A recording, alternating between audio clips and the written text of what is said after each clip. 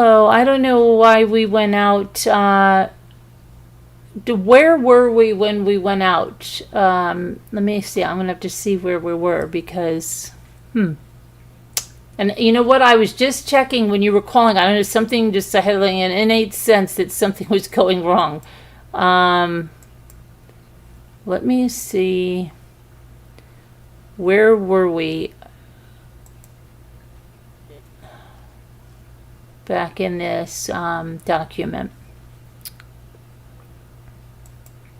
I'll just put it on and see where we got to before we got cut off.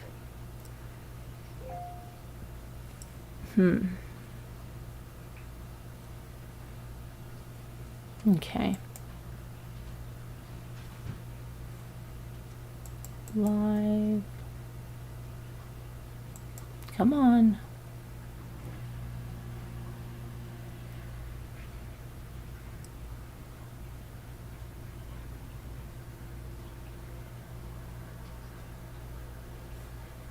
Okay, let me see.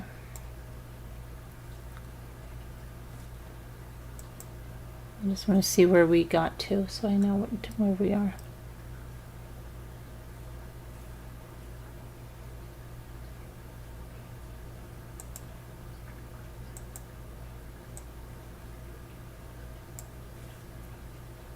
Okay, so I was around the kindergarten. Let me see. I think 3. Okay. At the time, Victoria was class and Victoria Heuermann, the Gilgo Homicide Task Force has learned that. Okay. Now I know where we were. Okay. So I'm going to pull us back to. Where's my paper? There we go. We were about when they were on vacation, which is right about Smuggler's Notch, right? Okay. There we are. Okay, so I'm going to continue from there, and I want to keep you guys in my sights on this one. Let me see. Let me put you there. Okay. And that way I can watch. Hi, everybody. Thanks for coming back. Hi, Bucky, Kevin, Margot. Hopefully we'll get our others back. There's something so wacky with my YouTube, with the what it's doing, like where he's putting the chat and stuff. Uh-oh, now I just lost my YouTube. Hold on. Just lost my live stream. There it is. Okay. There we go. Okay. Now, all right, let's go. I'm going to then start from over here. I'll just start. Specifically in 2002 to 2003, Defendant Heuermann's daughter, Victoria, was a kindergarten student at the McKenna Elementary School that was located in Massapequa Park, New York. At the time, Victoria was classmates with an individual whose identity is also known to law enforcement hereinafter as witness number 2. Based on post-arrest interviews with witnesses, including witness number 2's family and Victoria Heuermann, the Gilgo Homicide Task Force has learned that at the conclusion of the kindergarten school year, Ms. Ellerup, that's his wife, that's Rex Heuermann's wife, and her 2 children vacationed with witness 2's family from on or about July 20th, 2003 through on or about July 27, 2003 at Smuggler's Notch Resort, which is located in Jeffersonville, Vermont. Rex A. Heuermann did not attend this trip.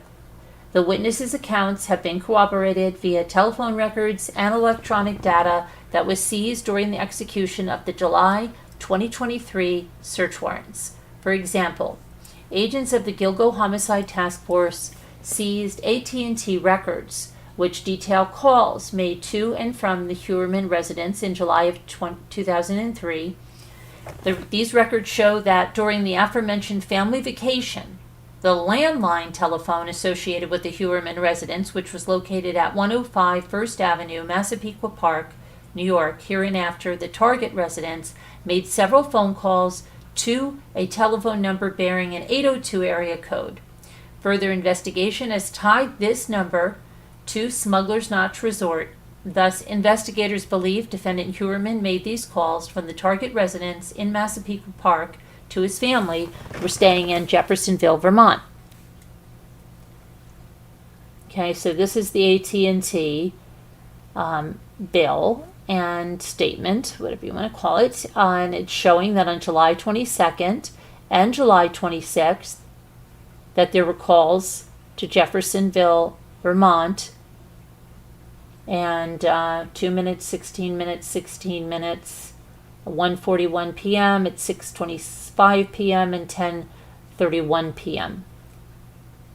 He also made a call to Palmyra, Virginia.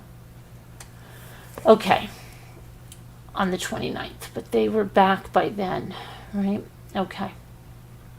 Then it says the Gilgo Homicide Task Force also seized the phone records that were attributable to Heuermann's Manhattan business RH Consultants and Associates. And these records further corroborate Heuermann's stay in New York and the family's travel to Jeffersonville, Vermont, as Heuermann's work landline makes numerous calls during the same week of July 20th to the 27th of 2003 from Manhattan, New York to Smuggler's Notch Resort. So this is his work landline, and you'll see that here you go on 7/21, 7/24.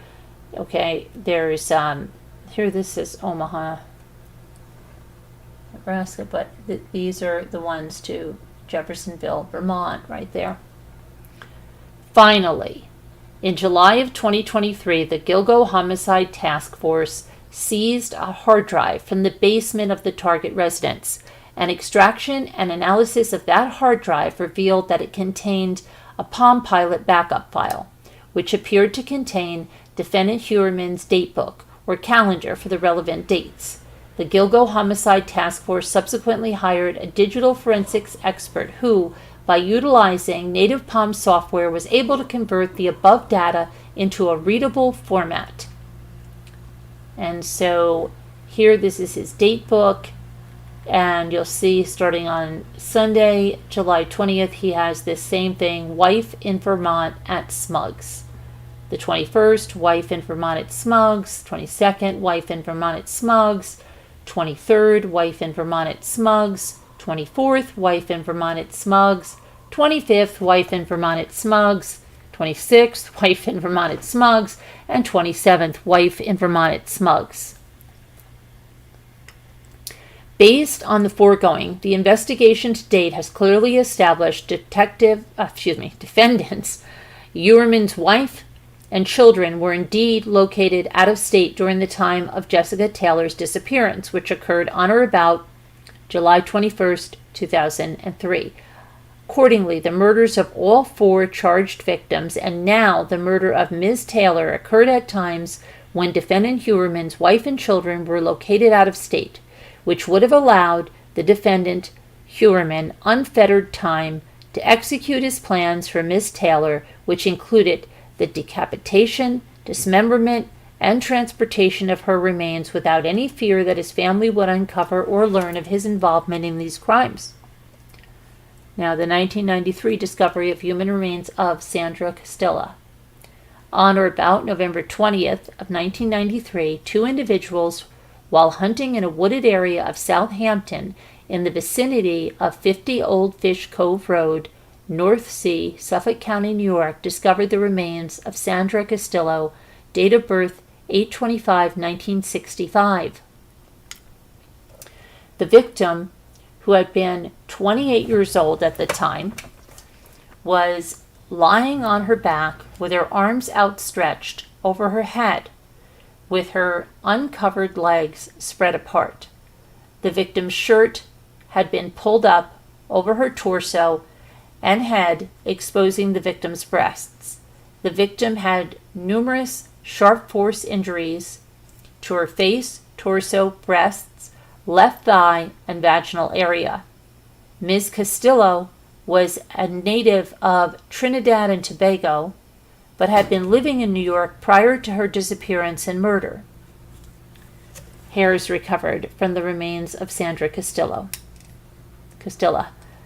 During the course of the 1993 investigation, Ms. Castilla's body was examined by a forensic scientist with CCL, which led to the recovery of 3 hairs from the victim's remains, one from the victim's right arm, one from a tape lift of the striped shirt above the victim's head, as well as one from a tape lift of the white shirt above the victim's head.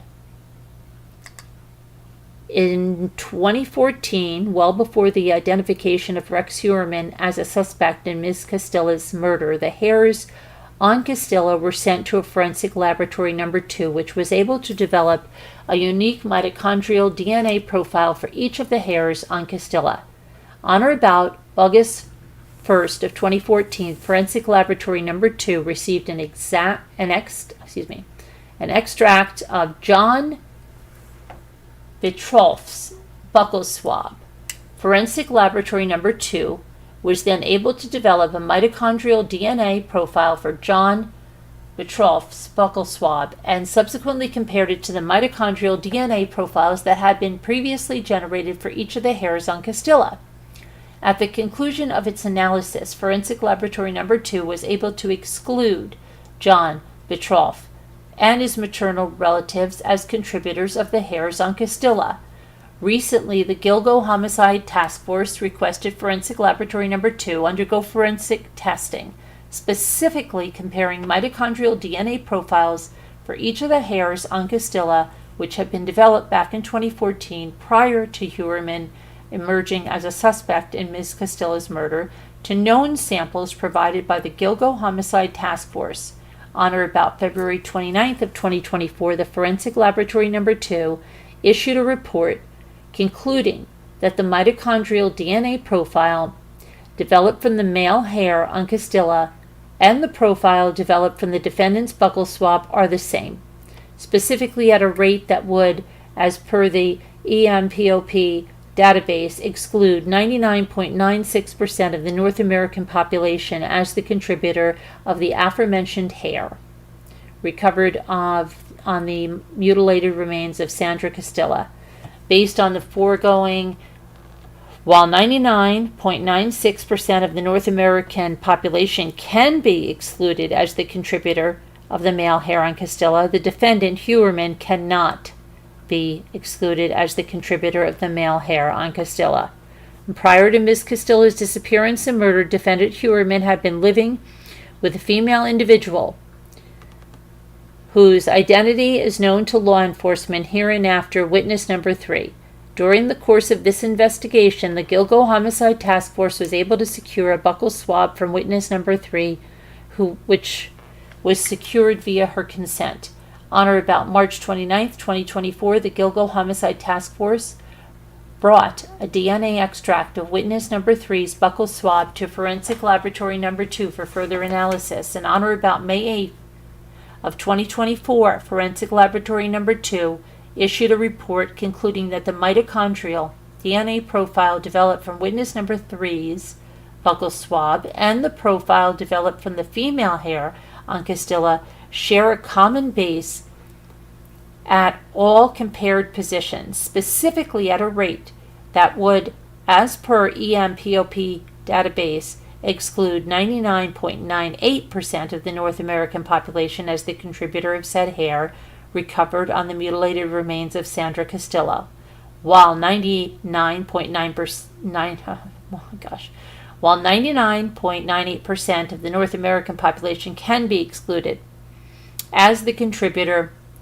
of the female hair on Castilla. Witness number 3, who had but no longer resided at the target residence prior to Ms. Castilla's disappearance and murder, cannot be excluded as a contributor of said hair on Ms. Castilla. On or about March 8th of 2024, the Gilgo Homicide Task Force brought a cutting of the hairs on Castilla as well as a DNA extract of witness number 3's buccal swab to Forensic Laboratory Number 1 for further independent analysis.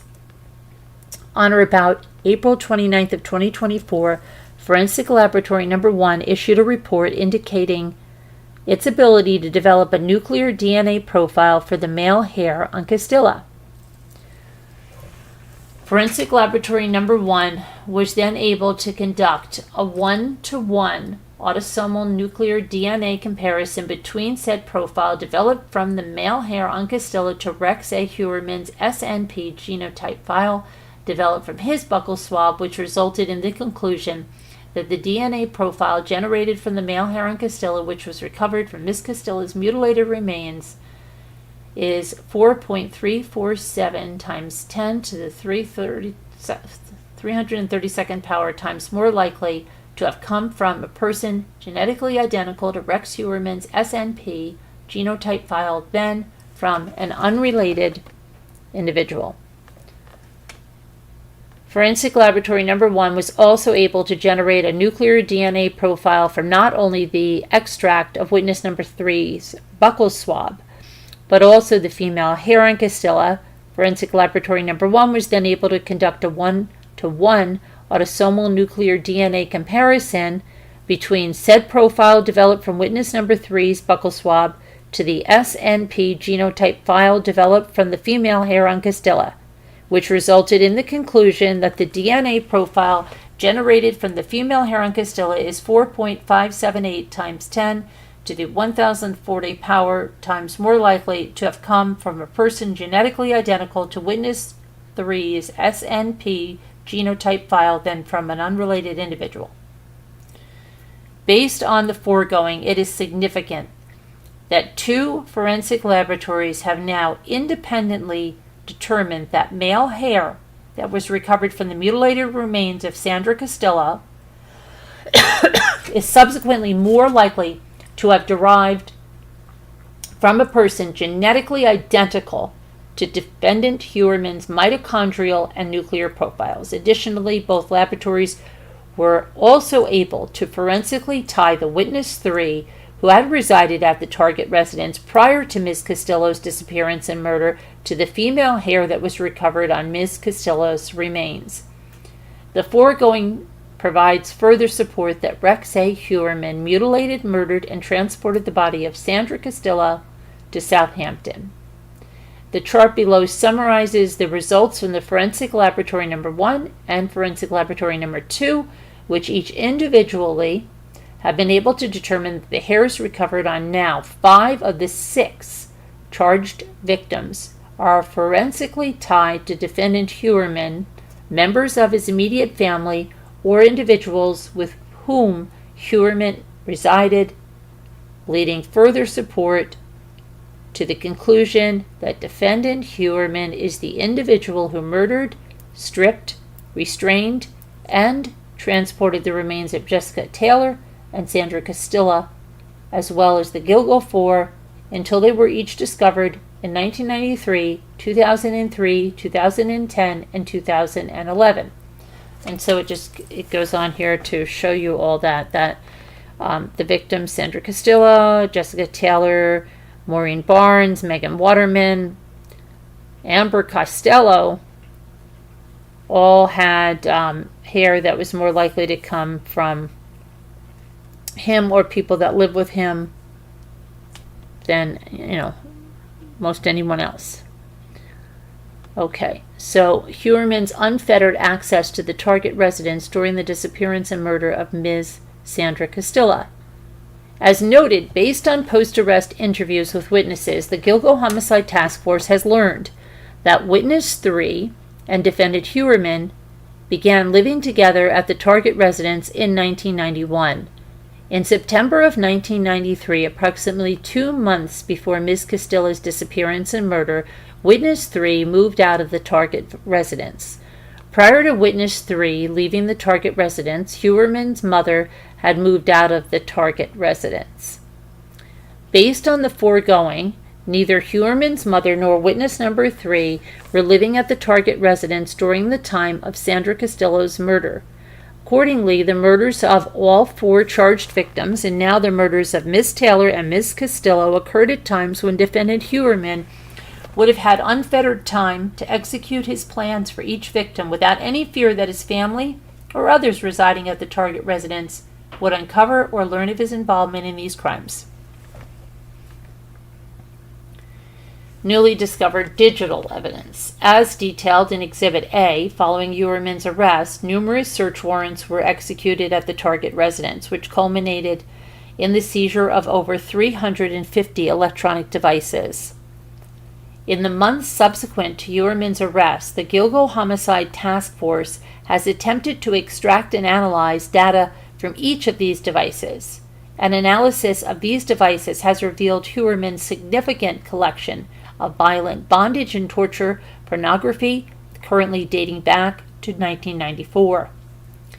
The pornographic images accessed by Heuermann include, but are not limited to, breast mutilation, bee torture, sex substitution, sexualization of decapitated women, bondage, whipping, which notably and largely coincide with how the remains of Sandra Castillo, Jessica Taylor, and Valerie Mack were discovered. Excuse me. Moreover, during the analysis of a hard drive that was recovered from the basement of Heuermann's residence, the Gilgo Homicide Task Force recently discovered a Microsoft Word document. This document was discovered in unallocated space. Allocated space refers to stored data that a computer is using, files that are viewable and able to be opened by a user. On the other hand, unallocated space refers to available or unstructured data, which is not readily viewable and able to be opened by a user. Unallocated space frequently contains room for new data or old data that has been deleted, sent to the recycle bin, overwritten, etc. For example, when a user deletes data, many users believe the file has been purged forever. However, deleting a file only tells the computer that the space that was previously occupied by that file is now available. The deleted data will remain in unallocated space until another file is written over it. Data contained within the unallocated space can be retrieved via a computer forensic extraction method called file carving. A forensic analysis of the document reveals that it was not only a locally created draft, not downloaded from the internet, but also recovered from a hard drive that indicates it was utilized by Heuermann himself. While the original document appears to have been created in 2000 based on its original title, the iteration of the Word document appears to have been created and modified between 2001 and 2002, and based on the foregoing and the facts set forth, the task force members believe 2000 or 2002 to be a reference to calendar years. The task force members also believe, based on the foregoing and the facts set forth, that Microsoft Word document to be a planning document utilized by Heuermann to methodically blueprint and plan out his kills, hereinafter referred to as HK planning document. The HK planning document begins with a 4-category section with the underlined headings of problem supplies DS and TRG. And we went over this in the other video, excuse me. So is problems, okay, I'll just do this: DNA, tire marks, blood stains, fingerprints, MO, plastic bag, cat litter, witness, trace source of supplies, foot, shoe prints, photos, misleaders, police stop, truck stop, fingerprints in gloves, plastic bags, match to box, hair and fiber, supplies, booties, lye, acid, police scanner, rope cord, saw, cutting tools, hair nets, photo film, burn can, foam drain cleaner, body wash wipes, tarps, drop cloths, medical gloves, bags, tape, large electric clips, ratcheted cargo strap. DS, DS1 Mill Road, DS2 question marks dumpster site, next time recon dumpster locations. TRG T-1 Megan, small is good, T-UNK black. Based on the Gilgo Homicide Task Force training and experience, the members believe problems to be a guide on issues to avoid apprehension, supplies to be referenced to what supplies are needed to carry out the serial murders to avoid apprehension and to avoid leaving behind DNA evidence. The DS heading appears to be an acronym for dump site, which is corroborated by the discoveries of Valerie Mack and Jessica Taylor at two separate dump sites in the vicinity of Mill Road and Ocean Parkway. Under that same heading is a note regarding dumpster sites, which the task force members believe is a reference of how Heuermann disposed of physical evidence in the manner described. See dispose of the following. TRG appears to be a reference for a target or victim. It is important to note that the known victims thus far are all petite women, which is consistent with the small is good entry in the document, leading further support to the aforementioned conclusion that TRG refers to victims or targets.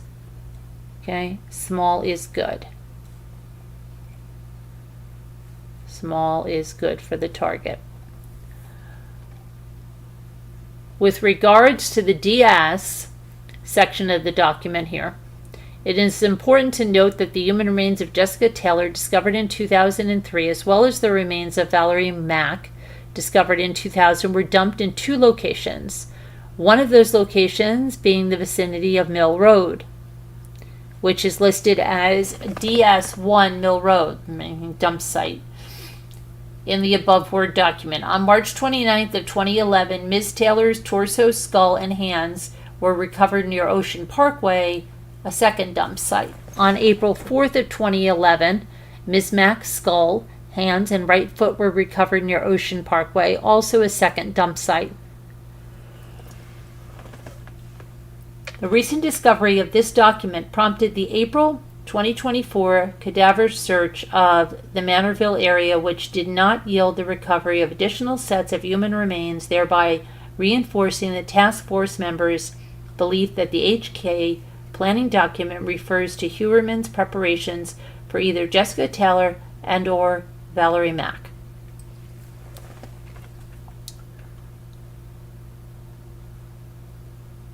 The HK planning document on Heuermann's computer then delves into a three-category section with the headings of pre-prep, prep, and post-event.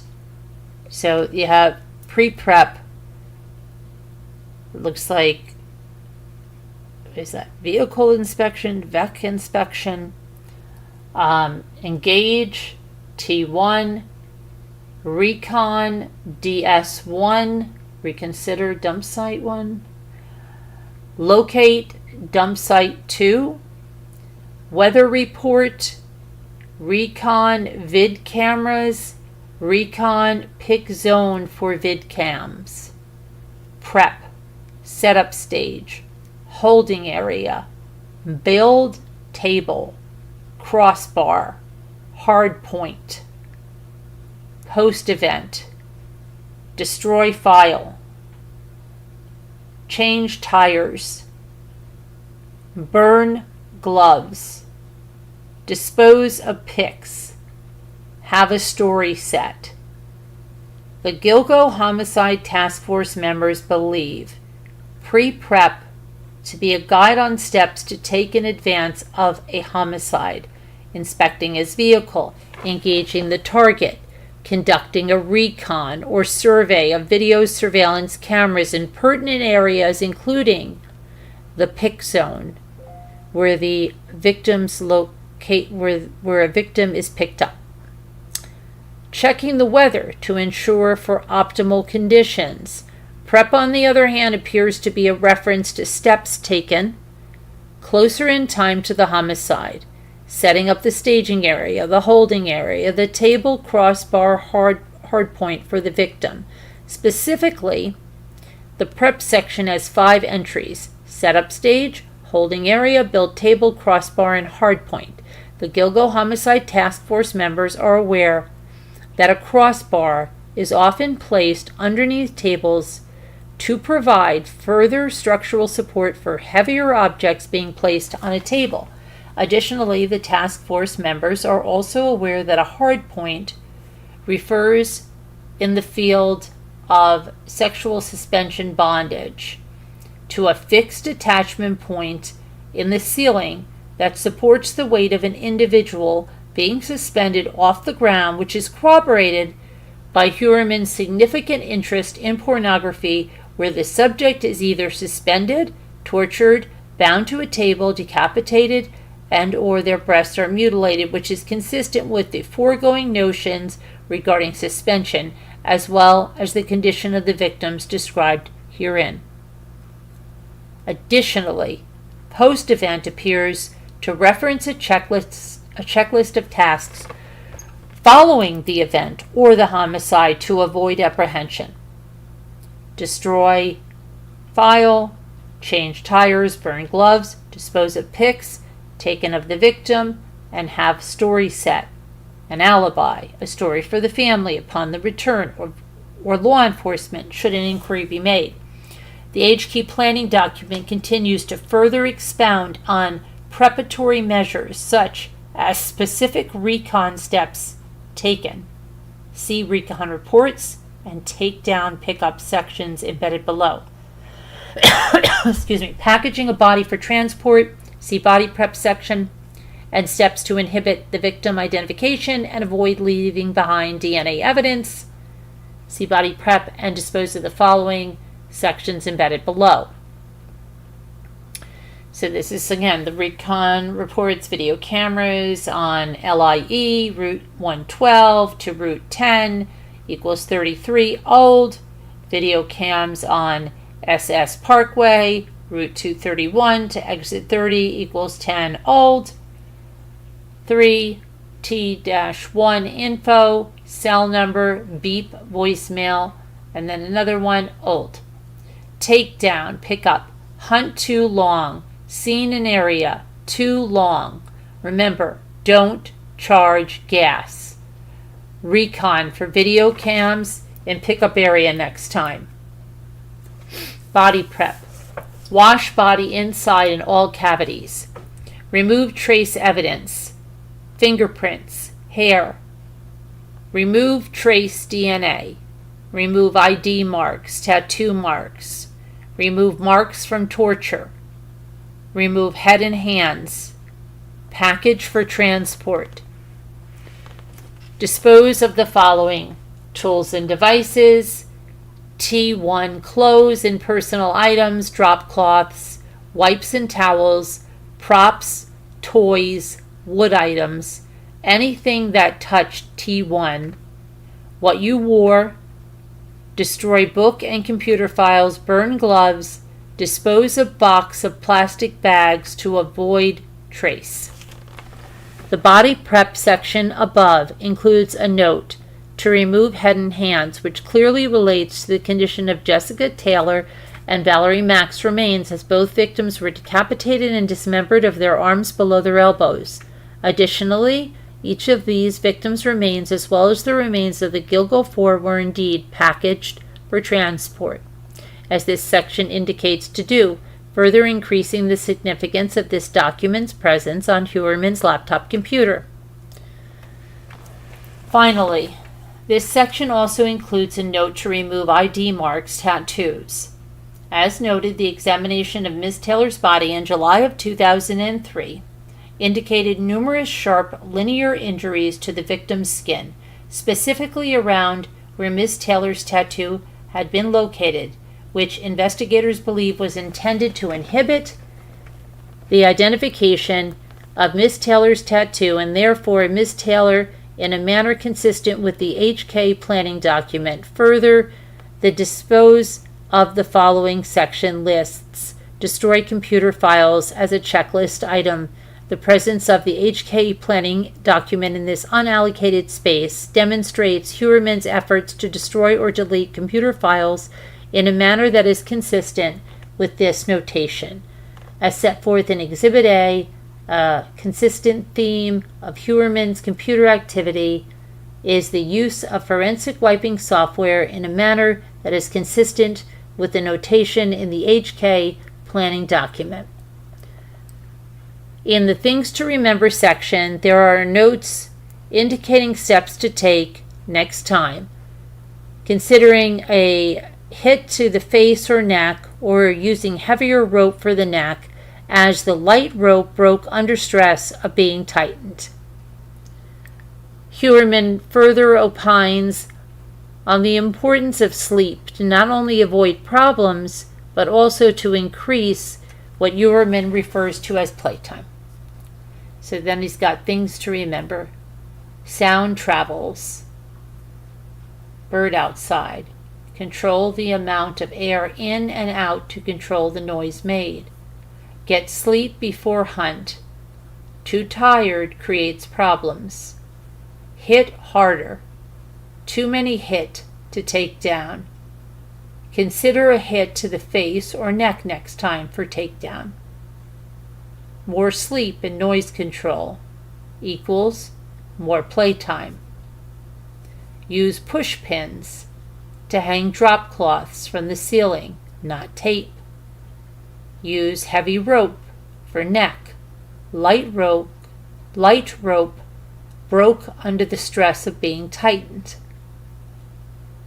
As set forth above and embedded here below, the Gilgo Homicide Task Force members believe these references to next time indicate Heuermann's prior experiences and what changes to implement moving forward.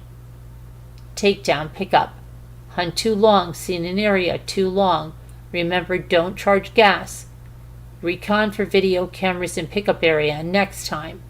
Moreover, the references in the Things to Remember sections to utilize push pins to hang drop cloths from the ceiling and not tape, as well as manifested concerns regarding sound travel, indicated the referenced event incidents would have occurred indoors and likely inside of the target residence, which is a controlled environment that Heuermann would not only be familiar with, but also an area where Heuermann would have access to said tools and supplies. Drop cloths would also serve the twin purposes of limiting the spread of forensic evidence such as blood to a confined area, as well as controlling sound travel, which would lead to more playtime, which is believed to be a reference to sexual and mutilation acts perpetrated on the victims. Additionally, with Heuermann's family vacationing out of the state, the defendant would have unfettered time and exclusive access to the target residence, allowing defendant Heuermann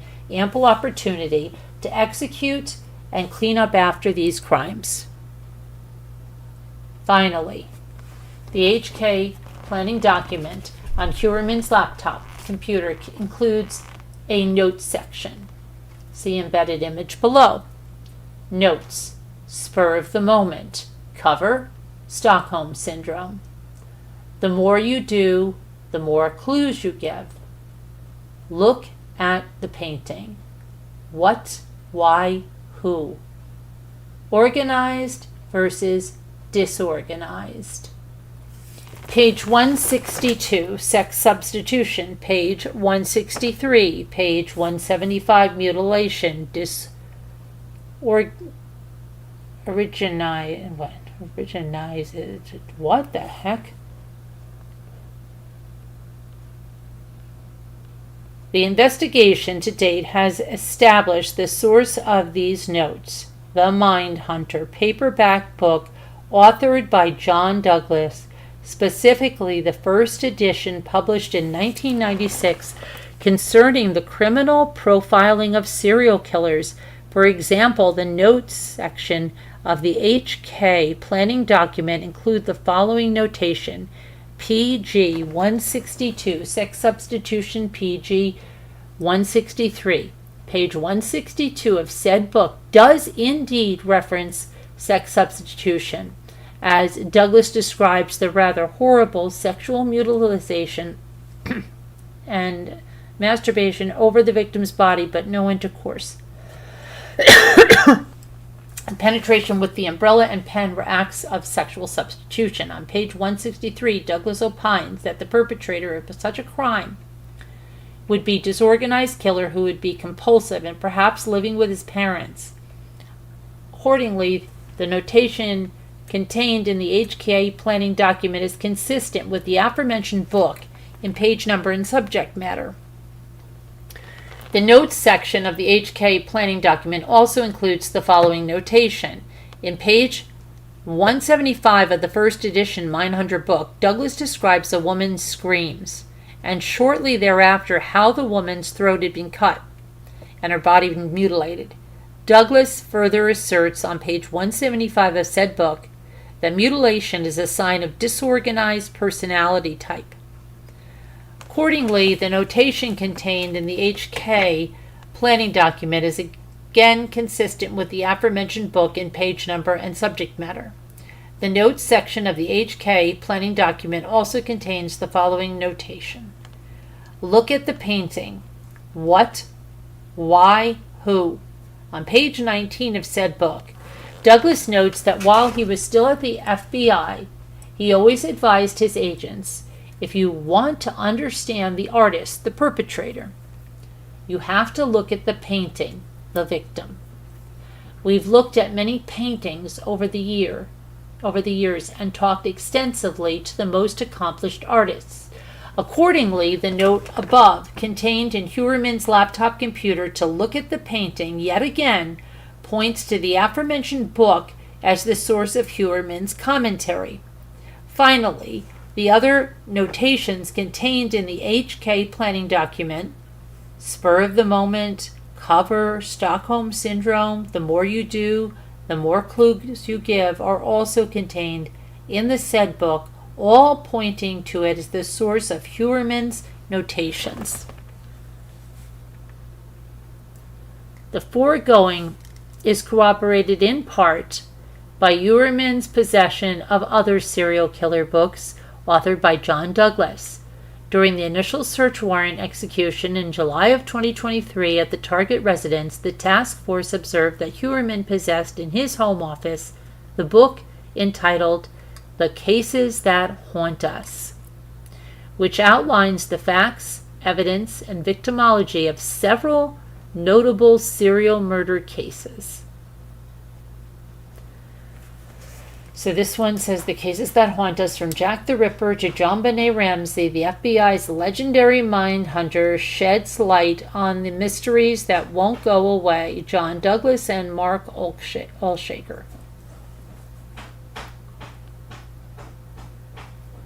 The Gilgo Homicide Task Force members believe that the totality of circumstances that surround the HK planning document, including Heuermann's attempt to delete its existence, point to it as Heuermann's self-education and homework. On the topic of carrying out serial sexual murder, Heuermann pointed concerns regarding avoiding being captured on video surveillance, leaving behind forensic evidence, what supplies to purchase, and how to package a body for subsequent transportation to dump sites. Wash the body inside, all cavities prior to package for transport. Avoid a paper trail, tying him to crimes and or crime scene. Remember, don't charge gas. Concerns regarding noise and or air travel, which could inhibit playtime, and how to improve next time. Further confirm merely by looking within the four corners of the document itself its relevance in this regard. This belief is further corroborated while looking at a litany of external factors, including how the 6 victims now attributable to Heuermann were indeed packaged and transported, and in the case of Ms. Taylor, how her head, hands, and tattoo were removed and or obliterated, consistent with the document's instructions. Furthermore, an analysis of Heuermann's computers confirms the HK planning document was in unallocated space and had hence been deleted, which is consistent with not only the destroy computer files notation, but also Heuermann's established use of forensic wiping software. Okay. If convicted on the current charges, defendant Rex A. Heuermann faces multiple sentences of life without parole. Remand without bail is appropriate based on the serious, heinous nature of these serial murders, the strength of the people's case, the life incarceration the defendant faces upon conviction, the extreme measures the defendant took to attempt to avoid apprehension for over a decade, and defendant's indictment on these additional charges, which now incorporate a fifth and sixth victim. The people remain steadfast that the only means to ensure the defendant's return to court is to remand the defendant without bail. And that was July 6th.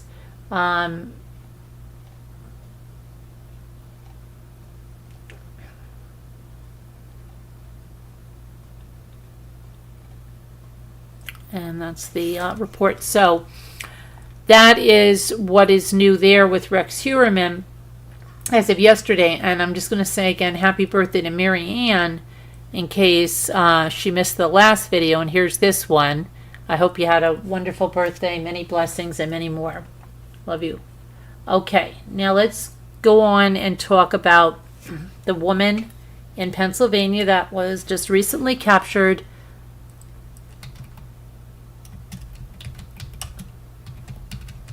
Killing 3 elderly roommates, allegedly.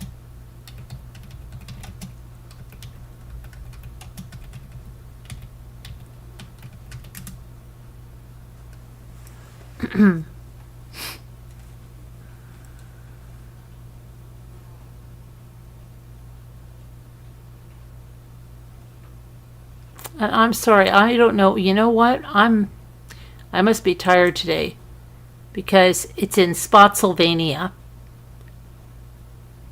Virginia. Spotsylvania County, Virginia, not Pennsylvania. I'm sorry about that. It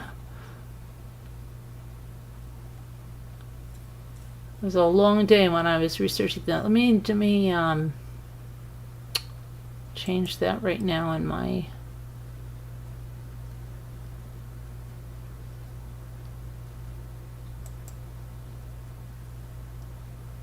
Hold on one second. It's a Virginia woman. Virginia. Meet Virginia. Okay. Spotsylvania.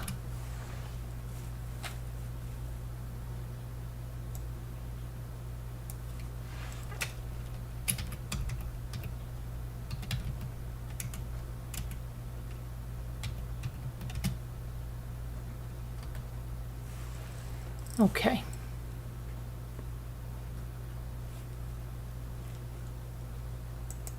Save that. And let me just real quick go back here. So I hope everybody's been doing okay. Sorry that we had to go in 2 parts. I don't know what, if it was storms or something that caused the other one to shut down, but I don't know. I don't know.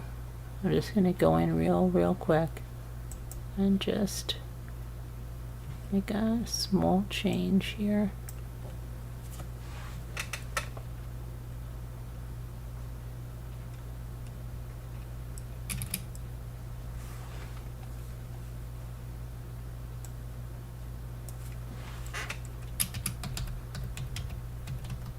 Okay, got it. Now,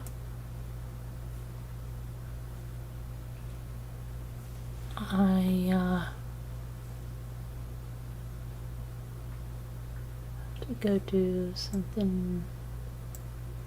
Let's see here. Really quick. I'll be 1 second.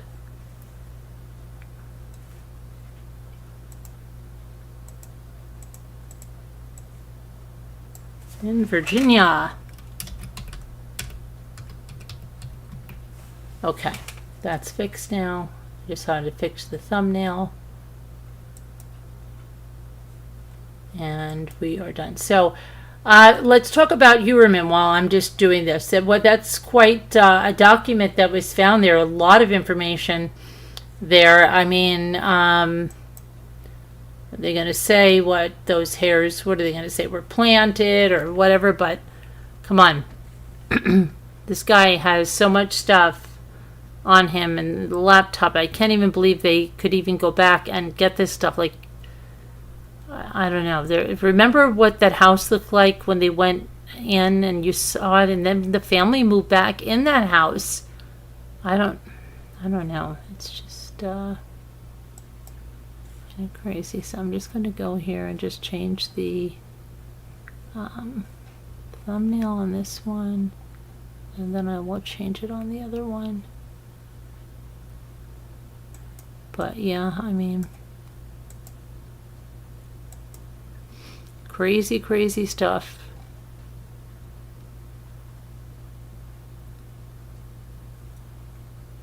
Gilgo, where are you, Gilgo?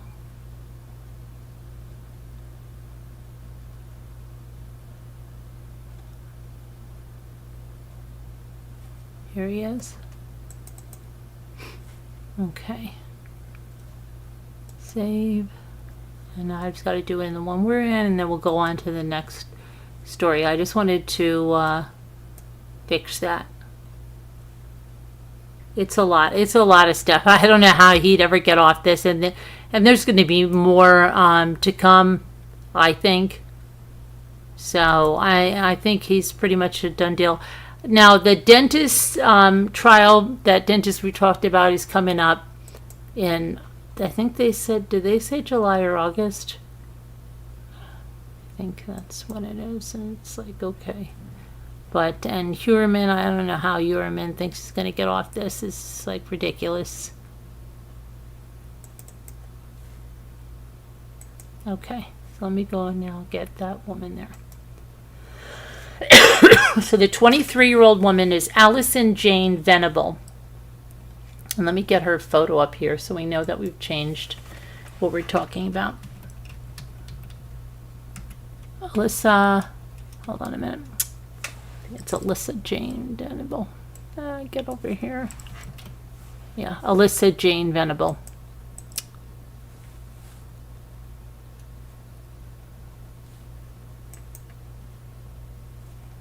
And she was on the run for a little bit, and they thought that she might have shaved her head. I was reading about that. And there was a high-speed chase in New York, okay, and she was arrested.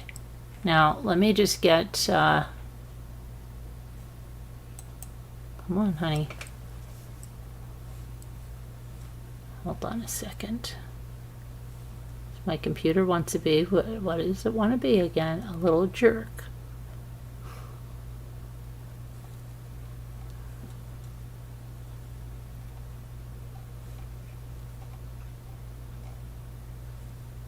Okay.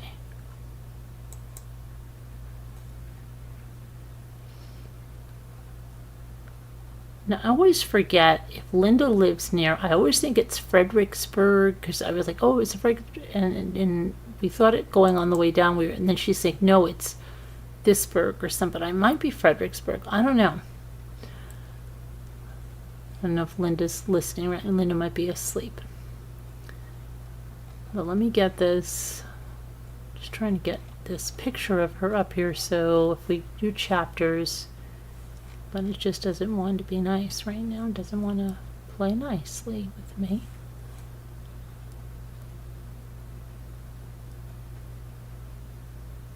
So I think what I'm going to do in this case,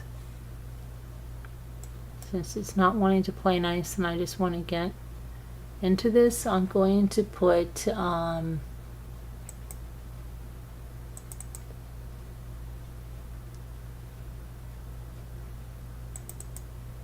this up. We'll keep their picture over here, okay?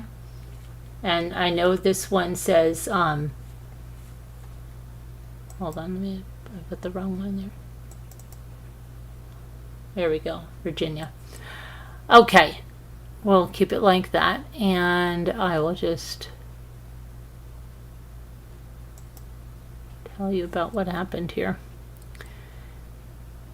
So 2 days after Robert John McGuire, 77, Gregory Scott Powell, 60, Carol Ann Reese, 65, were murdered.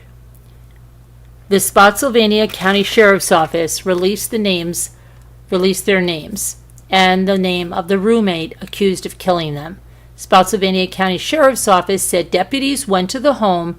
It was on the 10500 block of White Street Court for a welfare check. They went there 10 p.m. on Tuesday. And when the deputies went in the home, they found the bodies of Robert John McGuire, 77, Gregory Scott Powell, 60, and Carol Ann Reese, 65. The sheriff's office said all three appeared to have experienced trauma to the upper parts of their body. Investigators said they determined that Alyssa Jane Venable, 23 years old, was responsible for the deaths. She was their roommate. So they said Wednesday they were trying to find Venable, who was facing charges including second-degree murder and the use of a firearm during the commission of a felony. The sheriff's office asked anybody for information if Venable's whereabouts, and that's what was going on Wednesday. And then, hang on one second.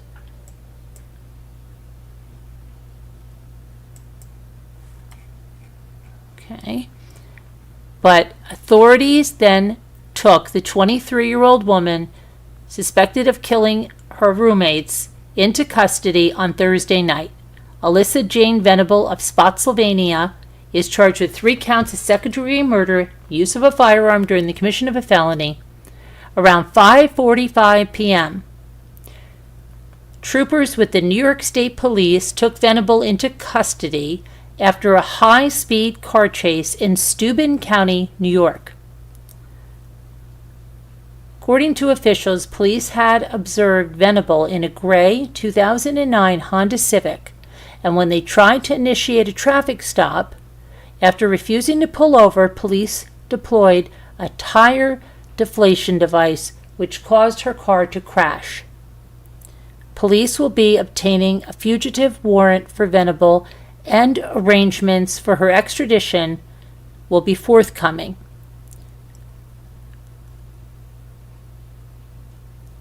Okay, let's see. Detectives are still investigating what led to the murders, and they're actively pursuing leads. Anyone with information is asked to call the Spotsylvania County Sheriff's Office at 540-582-7115. Authorities are withholding certain aspects of the murder so as not to interfere with the ongoing investigation. Okay, let me just look at some. I want to try and look at something. Alyssa Venable. Come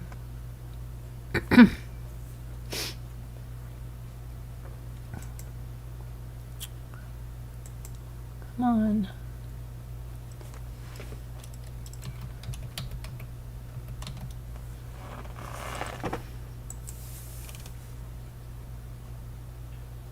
Okay.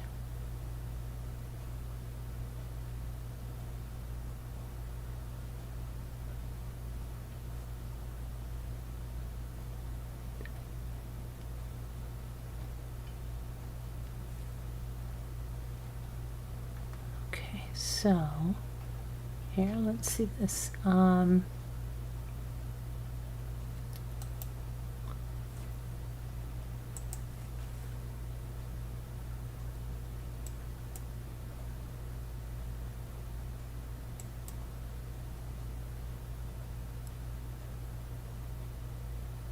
Hang on, my computer again is being a little jerk.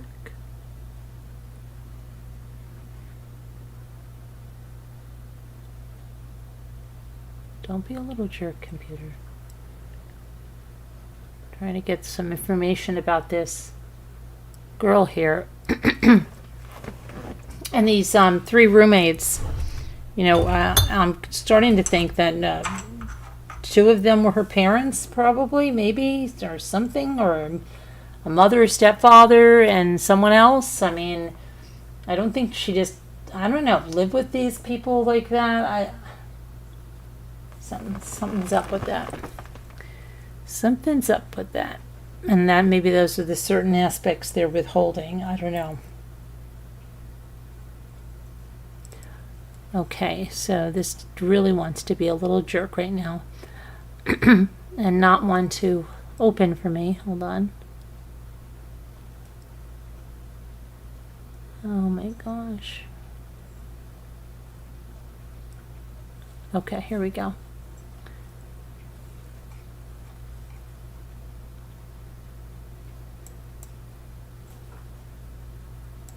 Okay, so we can put her face up there, like there, by itself.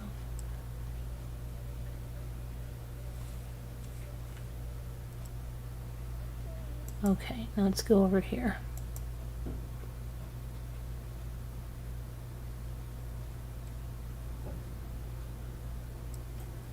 Okay.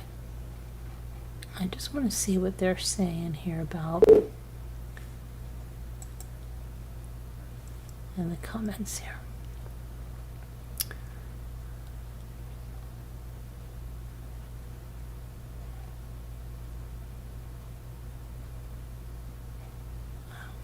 And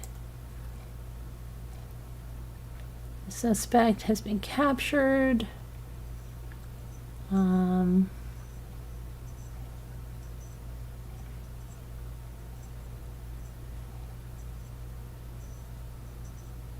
they were saying that they believe she may have shaved her head. Here's what they said when they were looking for. She's still on the run after 3 of her roommates were found dead inside a home on Tuesday night. And they were saying that they think she might have shaved her head. I don't know if she did.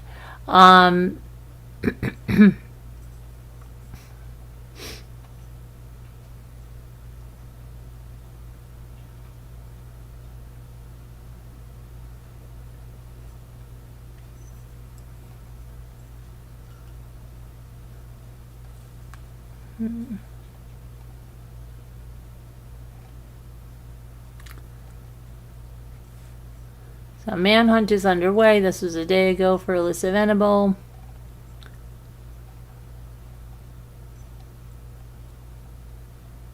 Suspect captured. So I guess we'll have to find out why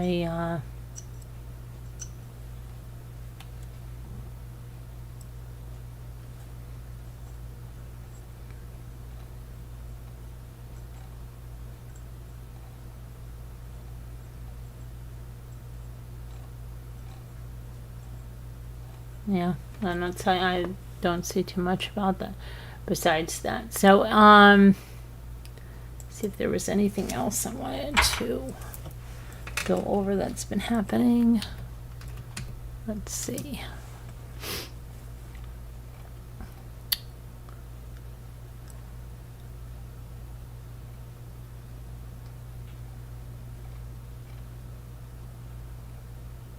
There's a missing boy in Alabama. I'm hoping he was found. Let's see if we can get some good good news. He has been found. Wonderful. Wonderful. The missing 7-year-old from Alabama has been found. Yay. They said that he thought he left with his dogs. But they say he's been found, so that's great.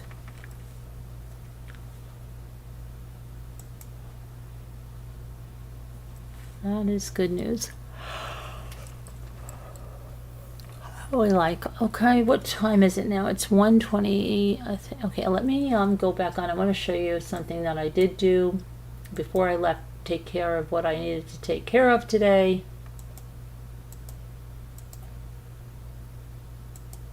Okay, so I showed you those pine cone flowers, right?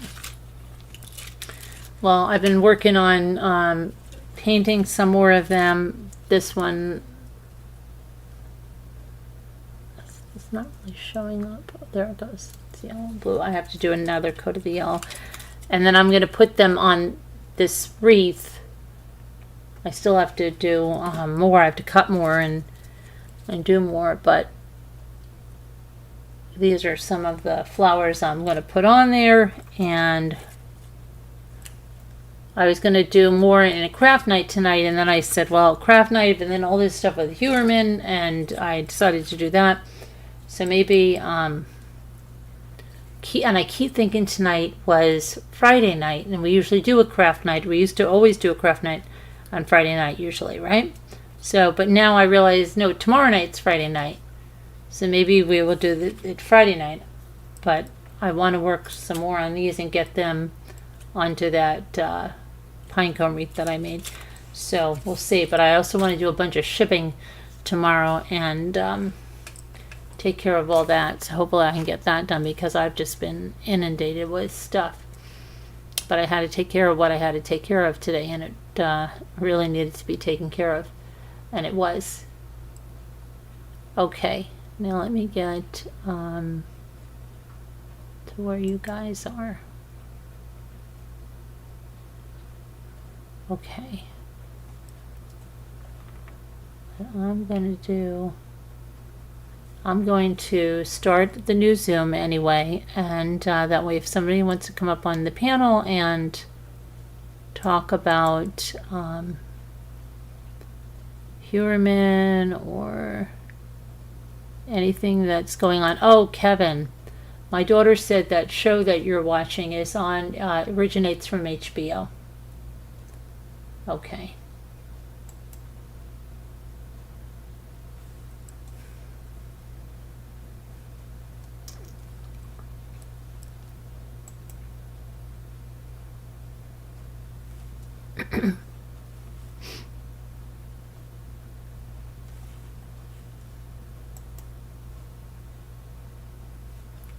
It originates from HBO. Invite.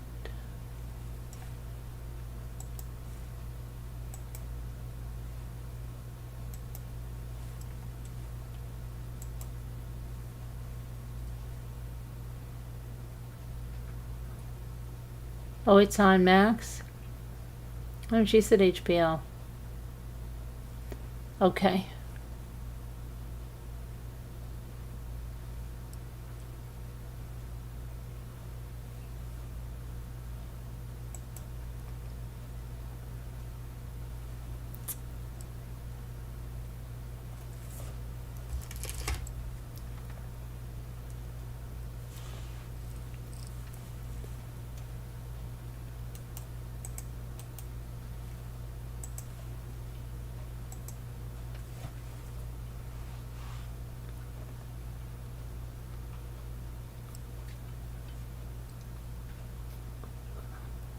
Can't stand this stuff. It's so messy. Okay.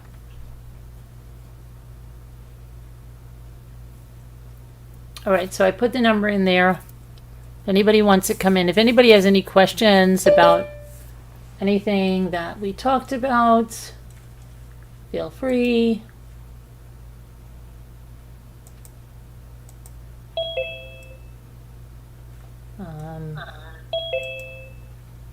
Hello. Hello. Hello. Oh. So, what's up? Hello. Hello. What's up? Not a whole lot.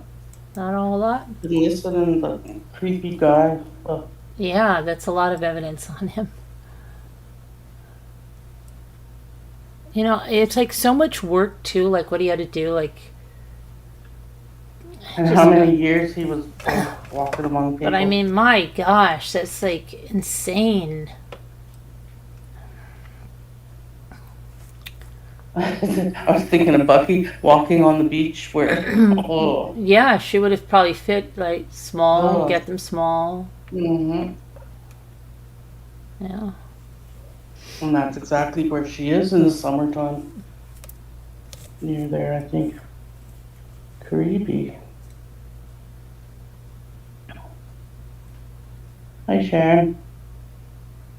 Where did I put the thing? So I don't know why the first one went out. That was weird. Yeah, you were in the middle of a sentence and it just went poof, and then we thought, okay, she's just restarting, and then all of a sudden the whole live ended then. Yeah, weird. Weird. Hi, Hey, Justina. Tina, we're missing you. Justina, yeah, when are you going to come on and sell again? We miss you.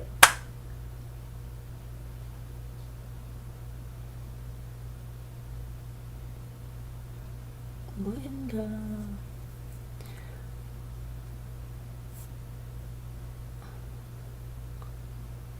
Hello, Justina.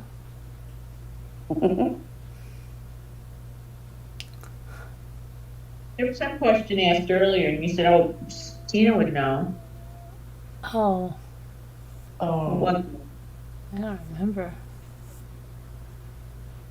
somebody bought last year Yeah. in the auction. We were talking about it in the auction. Shelley Joe or somebody, and you said, what was I supposed to have bought? And we couldn't remember. We said, oh, Tina would know if it was her. Oh, Uh, miss you all was more it? than words can express. Yeah, I did, Kevin. But hello. Hi. So, yeah, I don't know. Oh, Linda. See, I got the mug out. I actually, Waffle House coffee. yeah, I got a Waffle House coffee mug. You have Netflix and Max. Yeah, well, it's HBO Max. It's together, Kevin. It's Are together. you talking about that devil, whatever? No, I'm talking about that Oh. dating show. Oh. It originates on HBO. Oh. But it is a British A series British that, show. yeah, that they have, that is on during like the day. Oh. Yeah.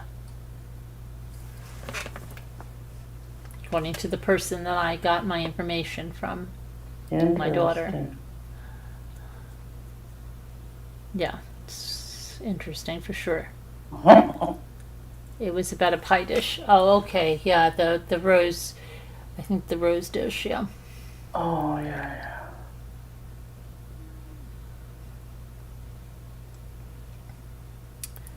Yeah, Tina, I go watch the live from last night, the auction, and towards the end, look at the dish that I have.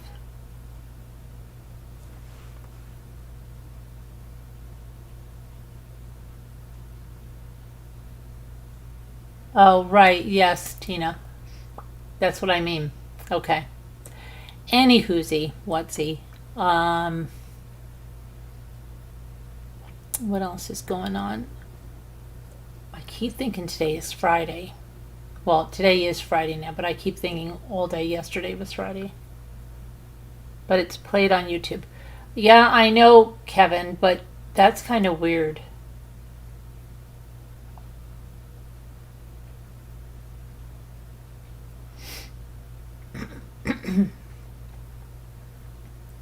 It's very weird.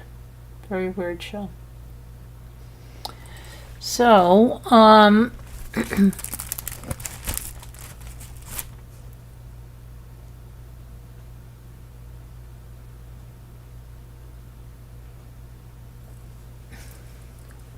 chat rules. Okay.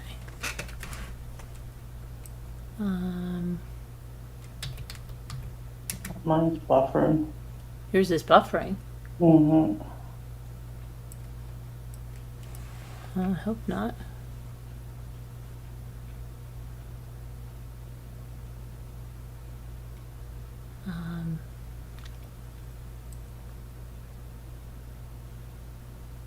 Yep. What? It's still doing it? Yeah, it hasn't. It's. Mm-hmm. Whatever's going on. Hold on. Mine's fine. It says excellent. Is anybody else in the chat buffering?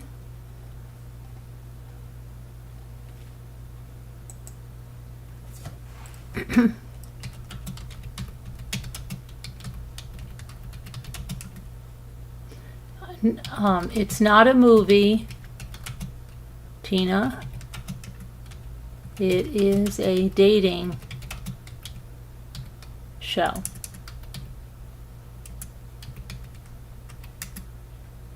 But we are probably going to watch that movie, and I'm just going to pull up something on it so I can tell you a little bit about it. If you're a member at Patreon, you want to come in to the Zoom and watch it with us, you're welcome to do so. So it's Dancing, let's see, Dancing for the Devil, 7M TikTok Cult.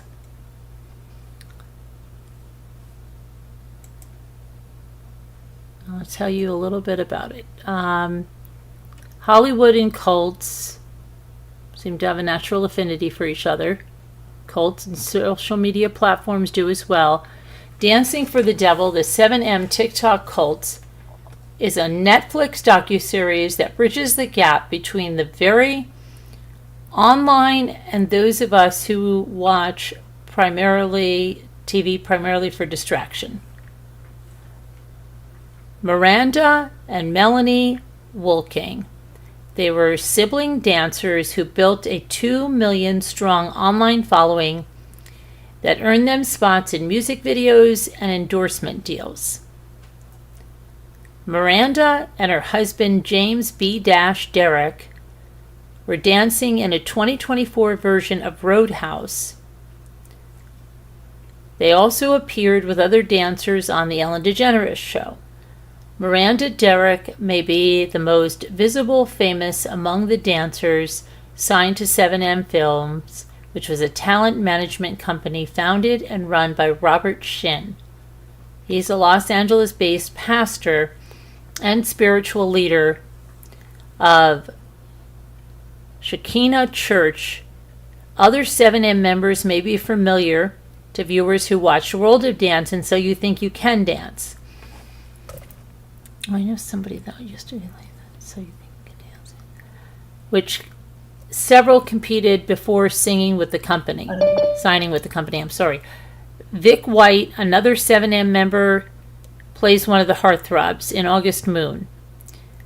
None of these are starring roles, but once you've watched Dancing for the Devil, that might change, unless that is you're already familiar with these faces from your TikTok feed.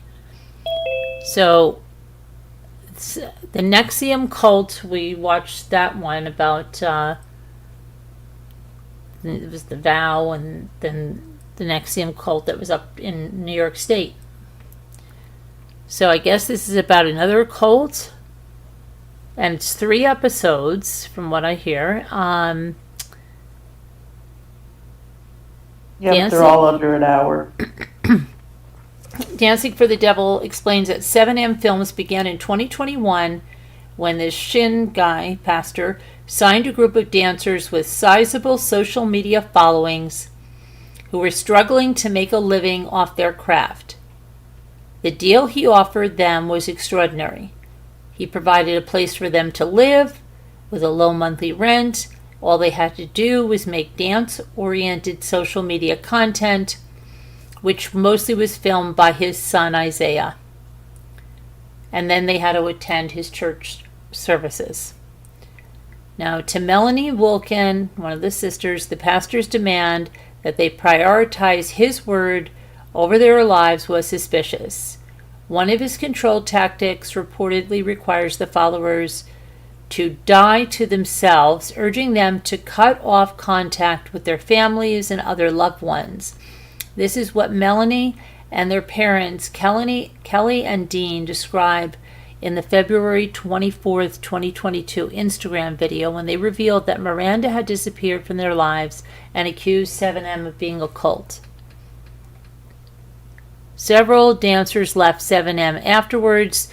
The Wolkings banded together with other parents whose children suddenly disappeared from every part of their lives. Okay, some former 7M members tell the documentary interviewer that sometimes they handed over almost everything to Shin, even if they didn't realize that they were. All standard operation for cults. Okay, so So this is what this is about, and I mean, I guess we can watch it and see what it's like. So we watched that other one on Twin Flames, which was another cult. So I guess, yeah, I guess maybe we're going to do that. I'm going to do the daily double. What's the daily puzzle? What's the daily double? There was a daily double. And that way, if you want to come in and watch the movie, you can start coming in now. And if you need a number for the Zoom, then just email me now. Okay, this is your time to do it.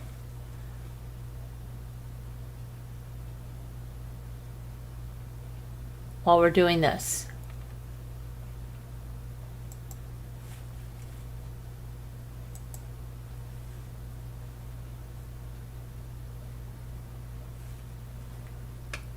Okay. Do.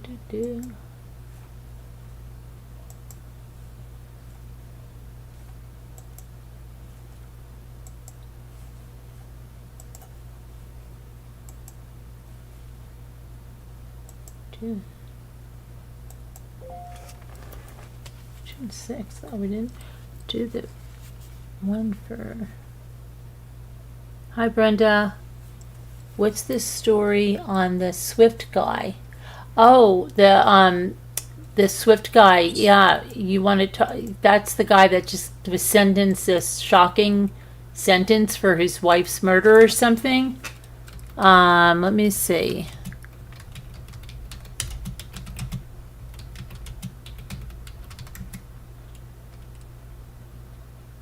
He was found not guilty of the death of his wife.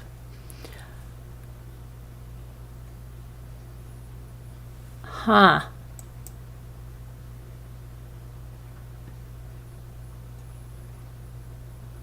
So he's the guy,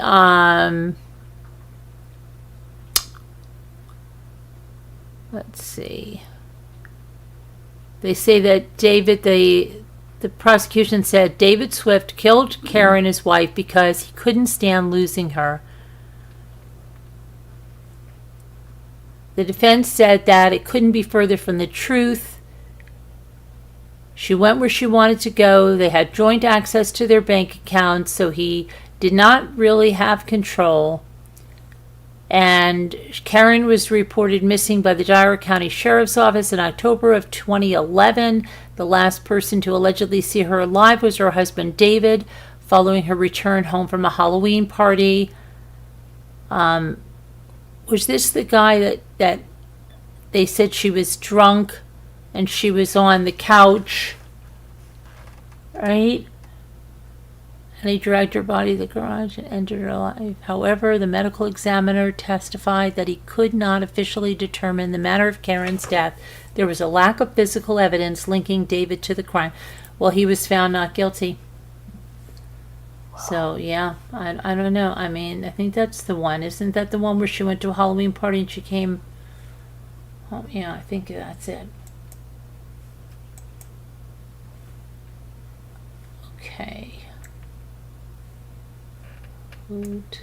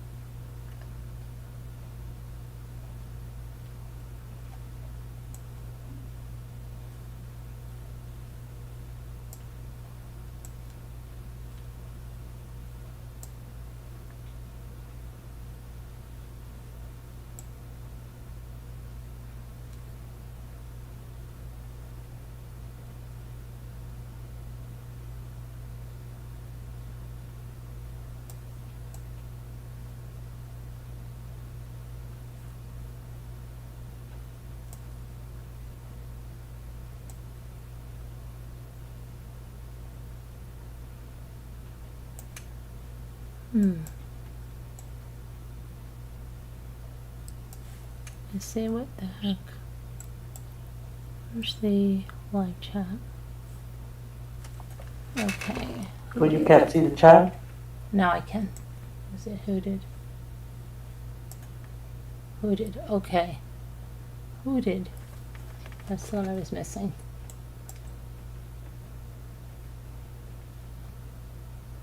Okay.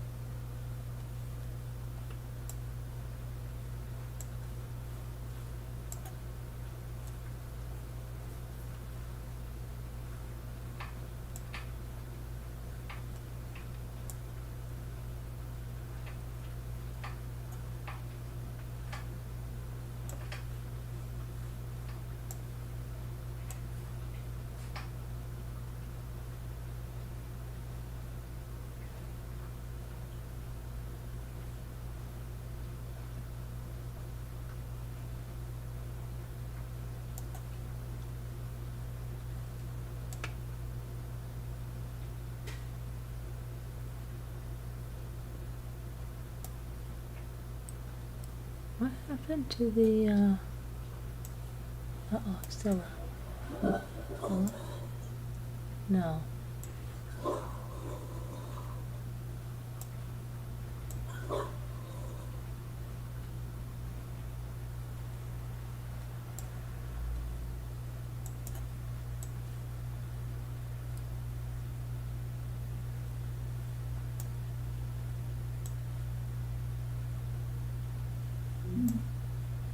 Lid. Okay, so we did that one. That was good.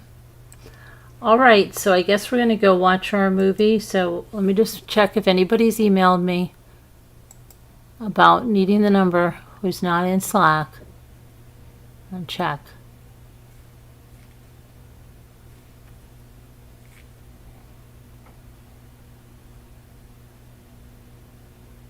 Shelley.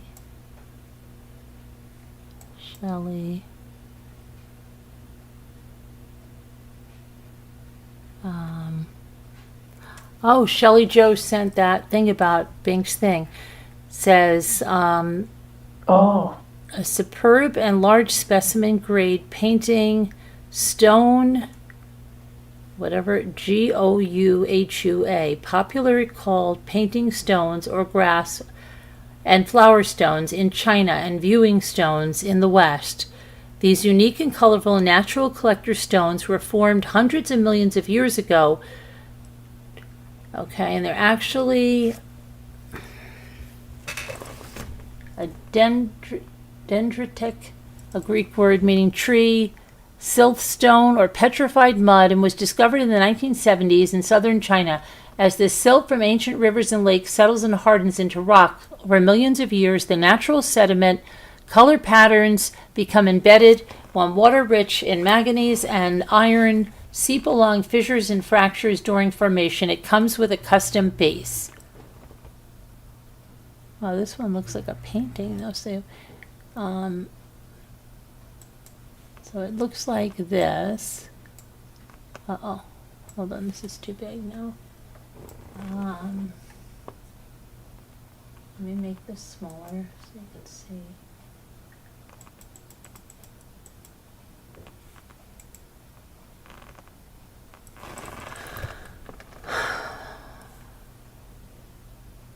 yeah, hers had a wood base like that.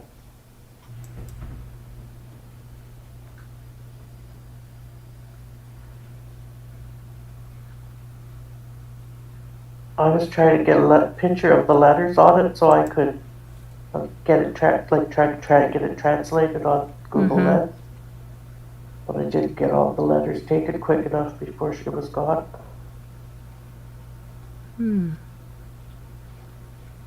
Okay, so That's cool. yep. Thanks, Shelley Jo, for sending that along. Okay, and then we're gonna then go because we're gonna put on that show. So if you want to come over, hi Dina, dang it, I fell asleep. Sorry to have missed the live. If you want to come over and watch the movie, come on over. We're gonna go watch a movie now. So if you want to watch a movie, come on down. All right. Thank you, everybody, for watching. And we'll talk to you tomorrow. Love you. God bless. Prayers. And we'll see you tomorrow. Or come in the live. I'm in the Zoom. Watch the movie.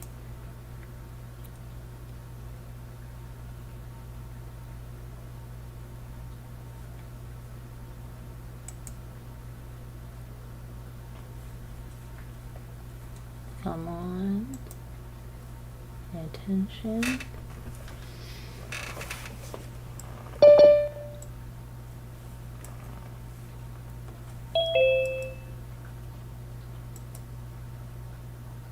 Hello. Hi,